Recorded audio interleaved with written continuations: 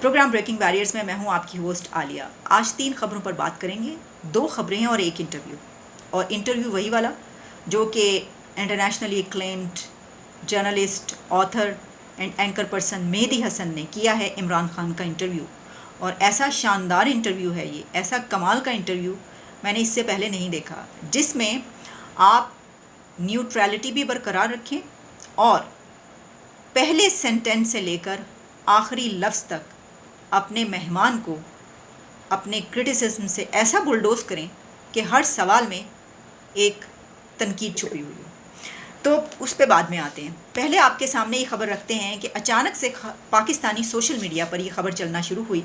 Billions dollars group Alibaba के को founder Jack Ma Pakistan में हैं।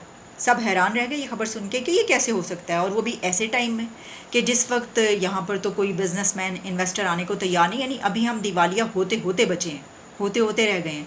तो ऐसी सिचुएशन में इन्वेस्टर्स यहाँ पर आ रहे हैं या जैक मा जैसी शख्सियत इधर आ रही है। तो पता ये चला कि वो इससे पहले नेपाल गए हैं, खटमंडू गए, और खटमंडू की उनकी विज़िट की डिटेल्स आई, जिसमें ये बताया गया कि वो वहाँ पर एक प्राइवेट विज़िट पर थे।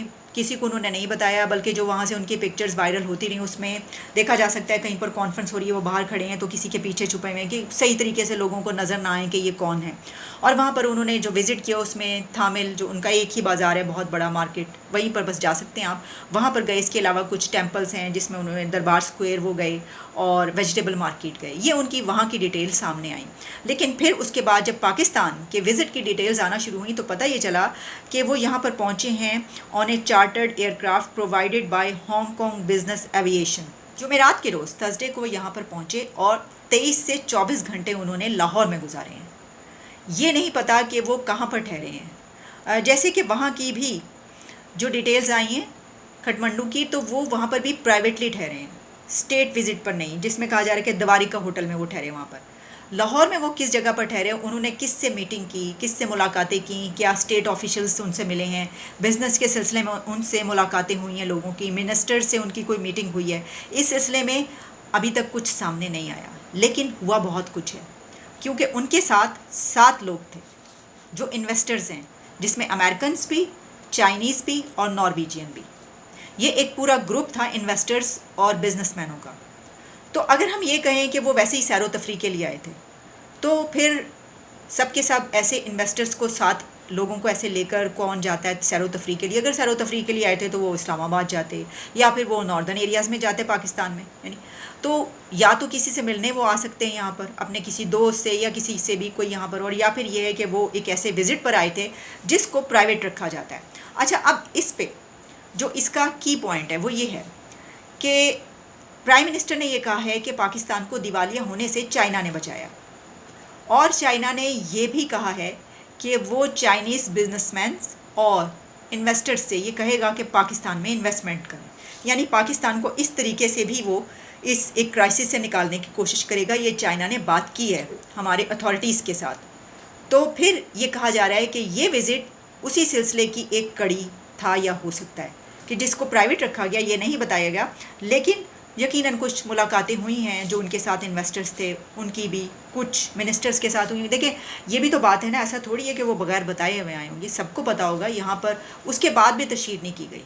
अच्छा, ये होता है ऐसी पर्सनालिटीज़ के बारे में कि जो पॉलिटिशियंस ना हो, हेड ऑफ़ द स्टेट ना हो, लेकिन बहुत नोन फेमस पर्सनालिटीज़ हों, लेकिन उनका जो इस तरह का कोई पोर्टफोलियो ना हो कि अगर वो आएँ तो उनको स्टेट विज़िट के तौर पर जो है वो अनाउंस किया जाए। जैसे कि बिल गेट्स भी आए थे, उनका भी जब वो पहुंच गए थे तो पता चला था, ऐसी कोई बात नजर आई। इस वक्त भी ऐसे ही हुआ है। और आप जैक मा के बारे में ये तो जानते होंगे कि अभी कुछ अर्सा पहले वो लापता हो गए थे, वो ढूंढे नहीं मिल रहे थे, किसी को पता ही नहीं था कि वो गायब कहाँ हुए हैं। और उसकी वजह ये बताई जा रही थी कि उन्होंने चाइनीज़ हुकूमत पर, वहाँ की अथॉरिटीज़ पर ऐसी तनकीद की है कि जिसके बाद उनके ऊपर जो बैकलैश आया तो वो वहाँ से भाग निकले और किसी और कंट्री में चले गए। कोई कह रहा था हांगकॉन्ग में हैं, कोई किसी जगह का बता रहा था कि वहाँ पर वो छुपे हुए हैं, या वो अभी चाइना वापस नहीं जा रहे। और अब अगर वो इस तरीके से फिर रहे हैं कि सबको पता है वो कहाँ पर हैं, या चाइनीज़ भी उनके साथ हैं, तो हो सकता है कि उनकी हुकूमत की तरफ से कुछ माफ़ी शाफ़ी, या फिर ये कि हालात बेहतर हो गए हों। तो देखिए, वहाँ पर अपनी गवर्नमेंट पर तनकीद करे अगर कोई ऐसा बिजनेसमैन कि जो पूरी दुनिया में देखे ना, वो एक नोन पर्सनालिटी है वो बंदा, तो वो उसको भी नहीं छोड़ते, वो भी भागे हुए थे वहाँ से, लापता हुए थे, लेकिन खुद से लापता थे, नामालूम अफराद ने उनको लापता नहीं किया था। जनाब अब बढ़ते हैं हम अपने अगली खबर की तरफ, और वो खबर ये है कि खान साहब ने प्रोटेस्ट की कॉल दे दी है, लेकिन ये वो प्रोटेस्ट नहीं है जिसमें उन्होंने अपने लोगों को बुलाया हो कि उनकी गिरफ्तारी होती है तो उनके लिए प्रोटेस्ट करें, नहीं। उन्होंने कहा है कि स्वीडन में जो कुरान का वाक़या हुआ है तो उसके ऊपर प्रोटेस्ट करने के लिए जुम्मे की नमाज के बाद सब लोग प्रोटेस्ट के लिए निकलें, और सिर्फ पीटीआई के लोगों ने नहीं निकलना बल्कि नेशन वाइड प्रोटेस्ट की कॉल दी है उन्होंने कि पूरी कौम निकले और इसके ऊपर प्रोटेस्ट करे जो हुआ है स्वीडन में। अब आम तौर पर पाकिस्तान में इस तरह के वाक़े पर प्रोटेस्ट की कॉल रिलीजियस पार्टीज़ दिया करती हैं, जैसे कि जमात इस्लामी, तहरीक लब्बैक या मौलाना फजलुर रहमान की जमात, ऐसे ही होता है हमेशा। तो वैसे तो खैर कई एक बातें ऐसी हैं, नैरेटिव्स ऐसे हैं कि जिसमें लगता है कि बहुत ही करीब है पीटीआई भी मजहबी पार्टी के, जैसे जिहाद की बातें या खान साहब बहुत सारी मुस्लिम उम्मा और इस तरह की बातें जो करते हैं, तो उससे यही पता चलता है। लेकिन अभी तक कम से कम पीटीआई डिक्लेयर नहीं हुई रिलीजियस पार्टी, तो ये वाली जो कॉल दी गई है वो एक पॉलिटिकल पार्टी की तरफ से इस दफ़ा दी गई है। वैसे हमेशा रिलीजियस पार्टी की तरफ से दी जाती है। ये तो इसका हो गया एक एंगल। दूसरा एंगल इसका ये है कि खान साहब ने बड़े इंटेलिजेंटली ये कार्ड प्ले किया है। वो ऐसे कि वो ये कह रहे हैं कि वो आज भी गिरफ़्तार हो सकते हैं, यानी अभी जो मैं प्रोग्राम कर रही हूँ तो हो सकता है इसके कुछ देर के बाद ये खबर आए कि इमरान खान गिरफ़्तार हो गए हैं, क्योंकि उन्होंने अपने कल रात के खिताब में ये कहा था कि वो कल भी मैं गिरफ़्तार हो सकता हूँ, उसके 2 दिन बाद भी मेरी पेशी है, मैं तब भी गिरफ़्तार हो सकता हूँ, तो किसी भी दिन गिरफ़्तार हो सकता हूँ, इतने तो मेरे मुकदमे चल रहे हैं। अब अगर वो गिरफ़्तार होते हैं तो अपने लोगों को कॉल नहीं दे सकते। देखिए इस वक्त उनके लोगों की सिचुएशन आप जानते हैं। मैंने जो अपना पिछला प्रोग्राम किया ना वो सारे का सारा इसी पर है कि इस मर्तबा इमरान खान की गिरफ़्तारी पिछली गिरफ़्तारी से कैसे मुख्तलिफ होगी और कितनी मुख्तलिफ होगी, आप वो देख सकते हैं जाके वो वाला प्रोग्राम। लेकिन इमरान खान इस वक्त ये देखना चाह रहे थे, मेरे ख़्याल में कह सकते हैं कि एक तीर से कई निशाने उन्होंने बांधे हैं कि एक तो चलें ये भी हो जाए कि मैं दे रहा हूँ एक रिलीजियस कॉल है ये, इस प्रोटेस्ट की लोग वाह वाह करेंगे, जमा होंगे, और दूसरा ये भी कि मैं इस्लामोफोबिया की जो बात करता हूँ तो कहेंगे हाँ देखो यही एक बंदा है जो वहाँ पे जाके इस्लामोफोबिया की भी बात करता है, और इस्लामिक कॉन्फ्रेंस भी इसने करवा दी, मुस्लिम उम्मा की भी बात करता है, और अब इसने जो एक ऐसा इशू है उसके ऊपर भी कॉल दे दी। तो ये तो उन्होंने गेन कर लिया, लेकिन इसी के साथ वो ये देखना चाह रहे हैं कि अगर वो गिरफ़्तार होते हैं तो क्या लोग उनकी गिरफ़्तारी पर प्रोटेस्ट के लिए निकलेंगे, जो कि बहुत मुश्किल है। इसकी वजह ये कि इस वक्त आप देख रहे हैं कि उनकी पार्टी की क्या सिचुएशन है, उनको भी पता है। सारे लोग तो उनके, वो खुद कह रहे हैं 10,000 उनके कारकुन अंदर, लीडरशिप तो आधी से ज़्यादा छोड़ चुकी पार्टी है कहाँ। अब तो जो परवेज़ खटक है उनके भी जो हालात व वाक़यात सामने आ रहे हैं कि वो क्या वादा माफ़ गवाह बन गए हैं या क्या हुआ है। उन्होंने तो बाकायदा एक चार्जशीट इमरान खान के ख़िलाफ़ निकाल दी है जिसमें उन्होंने कहा है कि ये जो वाक़यात हुए हैं 9 मई के, इसके अंदर वो शामिल थे। तो कोई परवेज़ खटक से पूछे कि आप उस वक्त कहाँ थे और उस वक्त आप उसमें शामिल हो गए, तो जुर्म तो आपका भी है। अगर ये प्लान किया गया और आप कह रहे हैं कि उन्होंने प्लान किया, तो आपको अगर इसका पता है तो आप भी प्लानिंग में शामिल थे, तो फड़ लो, फिर इनको भी पकड़ लिया जाए। लेकिन ये बात उन्होंने कही, ये तो अलग है ना परवेज़ खटक और इस वक्त जो कुछ चल रहा है। हम तो बात ये कर रहे हैं कि अगर इमरान खान गिरफ़्तार आज हो जाते हैं, थोड़ी देर के बाद आपको पता चलता है खान साहब की गिरफ़्तारी हो गई है, तो क्या आप समझते हैं कि उनके प्रोटेस्टर्स निकलेंगे? नहीं, वो किसी को शौक़ नहीं है कि उसको पकड़ा जाए और वो सीधा जेल में पहुंच जाए और फिर वहाँ पर उसके साथ जो कुछ हो। बल्कि अब तो जो उन लोग उनके घरों से निकल रहे हैं जियो फेंसिंग के थ्रू, वो भी पकड़ लिए जाते हैं। लोग तो उनके घर जाते हुए डर रहे हैं, उनके पास जाते हुए डर रहे हैं इस बिना पर कि गिरफ़्तार हो जाएंगे। तो प्रोटेस्ट के लिए कौन निकलता? तो इमरान खान ने इस प्रोटेस्ट की कॉल दे के ये देखा है कि मेरी कॉल पर देखते हैं कि इस प्रोटेस्ट पे कितने लोग निकलते हैं, जिससे वो ये अंदाज़ा करेंगे कि अब आगे होने क्या जा रहा है, लोग उनके साथ कितने खड़े हैं और कितने निकलने को तैयार हैं। इस सिचुएशन में भी, इस क्रैकडाउन में भी कितने लोग उनके साथ निकलेंगे, ये उनको पता चलेगा। और इससे एक और बात, और वो ये है कि उस दिन जब इस कॉज पर नारे लग रहे होंगे तो खान साहब के नारे भी लग रहे होंगे। जनाब आगे बढ़ते हैं उस इंटरव्यू की तरफ। जो जैसा मैंने आपको कहा कि ये एक शानदार इंटरव्यू था, लेकिन ये एक वर्ल्ड एक्लेम्ड जर्नलिस्ट की महारत का मुँह बोलता सबूत भी था, ये एक लीथल वेपन भी था।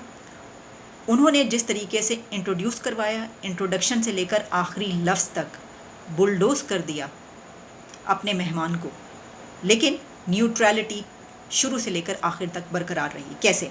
वो अपने प्रोग्राम का इंट्रोडक्शन ऐसे देते हैं, why should America care about ongoing political crisis in Pakistan. वो इसका जवाब भी देते हैं, well, fifth biggest country in the world, nuclear capability and front line partner in war on terror. फिर वो अपने मेहमान का इंट्रोडक्शन देते हैं और कहते हैं, एज ए क्रिकेटर, एक लेजेंड एंड पॉपुलिस्ट पॉलिटिशियन। ये पहली दफ़ा हुआ कि मैंने किसी होस्ट को मेहमान को इंट्रोड्यूस करवाते हुए ही ये कहते सुना। वो इसमें ग्रेट भी कह सकते थे, वेरी पॉपुलर भी कह सकते थे, कुछ और भी कह सकते थे, लेकिन उन्होंने कहा एंड पॉपुलिस्ट पॉलिटिशियन। आगे वो बढ़ते हैं तो कहते हैं कि जो कुछ हुआ वो बता रहे हैं कि एक मकबूल लीडर के ख़िलाफ़ इतने मुकदमात बने, मासिव क्रैकडाउन हुआ, गिरफ्तारी पर एहतजाज कैसे हुआ वो उसको नरेट करते हैं। फिर ये कहते हैं कि ह्यूमन राइट्स की तंजीमों ने बताया कि 9 मई के वाक़यात और हंगामों में इमरान ख़ान के कुछ सपोर्टर्स ने उसमें तशद्दुद किया और मारधाड़ की, तोड़फोड़ की, जो आग लगाई, प्रॉपर्टी अमलाक को नुकसान पहुंचाया, उसमें वो मुलव्विस थे। साथ ही फिर वो ये कहते हैं कि जो खदीजा शाह की भी बात करते हैं, एक फ़ैशन डिज़ाइनर को पकड़ लिया गया। फिर कहते हैं कि नेम बैन हो गया इमरान ख़ान का। फिर वो अमेरिका की ख़िलाफ़ जो इमरान ख़ान का एक साजिशी बयानिया था उसको बयान करते हैं कि ये वाला उन्होंने बात की थी। फिर इसमें मैं ये देखती रही कि खान साहब की बॉडी लैंग्वेज क्या है। तो इमरान ख़ान बहुत एक खुश नज़र आ रहे थे और बहुत मुतमईन, कि बहुत उन्हें खुशी थी कि ये इंटरव्यू उनका हो रहा है, यानी हंसते खिलखिलाते हुए वो नज़र आ रहे थे। लेकिन ये ऐसा होना भी चाहिए था, क्योंकि वो खुद ये कहते हैं कि इस वक्त जो उनके ऊपर हालात हैं कि वो अकेले बैठे रहते हैं, जो उनके पास आते हैं उनकी भी गिरफ्तारियां हो जाती हैं, कोई बात करने को मिलने को तैयार नहीं है। तो ऐसे उसमें एक ऐसे एंकर का या जर्नलिस्ट का उनका इंटरव्यू करना कि जिसका पता है कि ये पूरी दुनिया में देखा जाएगा और इसको डिस्कस किया जाएगा, तो वो तो खुशी की बात थी। और उनको अपना जो नैरेटिव है वो आगे बढ़ाने का मौका मिल रहा था कि वो बताएं, बात करें ऐसे वक्त में कि जब कह रहे हैं कि कल मेरी गिरफ्तारी हो जाएगी, आज या नहीं। तो पहला सवाल जो वो उनसे करते हैं वो ये कहते हैं कि ये बताइए कि ह्यूमन राइट्स की सिचुएशन जो है वो हाउ बैड इट इज़, आपकी कंट्री में क्या सूरत हाल है। इमरान खान इसको कहते हैं कि अनडिक्लेयर्ड मार्शल लॉ है, और जो हालात हैं, जो क्रैकडाउन हुआ, जो उनके सपोर्टर्स 10,000 अंदर, ये सारी वो डिटेल्स उनको बताते हैं। इसके जवाब में मेहदी हसन सवाल करते हैं कि what's your message for president जो बाइडन, कि इन हालात में कि जब आप अमेरिका के ख़िलाफ़ ये कहते हैं कि उसने आपके ख़िलाफ़ साजिश की, और उसी के साथ आप अमेरिका को ये कह रहे हैं कि वो ह्यूमन राइट्स की इन वायलेशंस पर नज़र डालें और आपकी मदद करें। यानी उनका कहने का मकसद ये था कि ये क्या है कि एक तरफ तो आप कह रहे हैं कि उनके ख़िलाफ़ बोल रहे हैं, वो दुश्मन है आपके, कि उन्होंने आपके ख़िलाफ़ साजिश की, रजीम चेंज की, आपको उतार दिया, तो फिर वो ये जो ह्यूमन राइट्स की वायलेशंस हो रही हैं इसके ऊपर वो नज़र कैसे डालेंगे। तो आपका उनके लिए क्या मैसेज है, ये एक बहुत कड़ा सवाल था मेरे मुताबिक। तो इसके ऊपर फिर इमरान खान उन्हें ये कहते हैं कि जो मैंने जो कुछ कहा है वो थोड़ा बयान करते हैं कि मेरे तक तो साइफ़र पहुंचा, मुझे एम्बेसडर ने बताया, ये बताया, इसलिए मैंने जो है ये सारा कुछ किया। और फिर उन्होंने एक बात वही कही जो इसके जवाब में वो सबको कहते हैं, और वो ये थी कि वो मेरे मुतालिक परेशान ना हों, वो 220 मिलियन पाकिस्तानीज़ के लिए परेशान हों। अब देखें, कोई भी पॉलिटिशियन अगर वो ऐसी किसी सिचुएशन में होगा और उससे ही सवाल किया जाएगा तो वो यही कहेगा कि मैं अपने लिए थोड़ी कह रहा हूँ, मैं तो अपने लोगों के लिए कह रहा हूँ। लेकिन इस बात के जवाब में मेहदी हसन उनको ये कहते हैं, लेकिन बाइडन ने आपके इल्ज़ाम को सरासर मुस्तरद कर दिया कि खान साहब ए तुसी जो मर्ज़ी कहते रहो, उधरों ना हो गई जे उन्होंने मुस्तरद कर दिया। वो इस पर मानने को तैयार नहीं है कि उन्होंने कोई साजिश की आपके ख़िलाफ़। और फिर एक बड़ी मज़े की बात वो कहते हैं कि इमरान खान, आप ये कहते हैं कि आप जितना बड़ा थ्रेट हैं हुकूमत के लिए या मुल्क के लिए, तो वो तो भारत के वज़ीर आज़म नरेंद्र मोदी से भी ज़्यादा बड़ा थ्रेट हैं आप। तो वो आपको पता है कि ये वाली बात किस लिए की जाती है, और इसको फिर आपको पता है कि भारतीय वज़ीर आज़म मोदी की बात चलेगी तो वो दूर दूर तक जाएगी। तो उन्होंने भी ये वाली बात कर दी, और इसके ऊपर इमरान खान बहुत हंसे, यानी वो देखा जा सकता था कि वो इसके ऊपर खुश भी हुए हैं और हंसे भी हैं। फिर इसके बाद वो कहते हैं कि क्या अक्टूबर में आपको यकीन है कि आप जीत जाएंगे। बहुत ही दिलचस्प सवाल ये मुझे लगा।